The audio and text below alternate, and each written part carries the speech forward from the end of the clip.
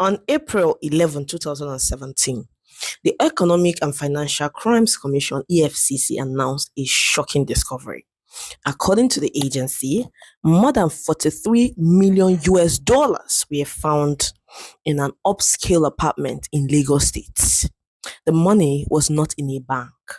It was kept in cash, stacked and hidden inside a private residence. What made the discovery even more disturbing was the identity of the person linked to the apartment.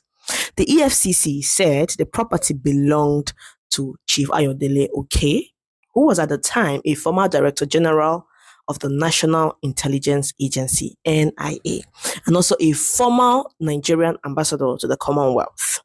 This was not an ordinary citizen, but a senior public official who once held one of the country's most sensitive security positions. The cash found was not limited to dollars alone. According to EFCC reports, officers also recovered 28,000 euros and about 23 million in cash, million naira. Yeah, all inside the same apartment on the same day. The sheer volume of the money raised serious questions about its source and purpose, especially considering the office the owner once occupied. Following the discovery, investigations and court proceedings were expected to clarify how such huge sums ended up in a private apartment. However, reports at the time indicated that Chief left the country and failed to face the case in court, further deepening public suspicion and outrage. For many Nigerians, the matter quietly faded out without clear accountability or closure. Do you know the most painful part of the story?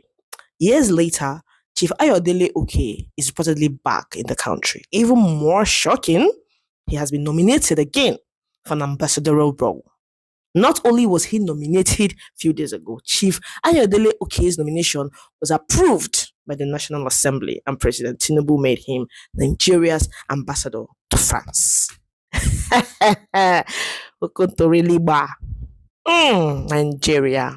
This is the same individual whose name was linked to unexplained millions of dollars in cash and who reportedly avoided court proceedings at the time. For ordinary Nigerians, this raises serious questions. What happens to accountability?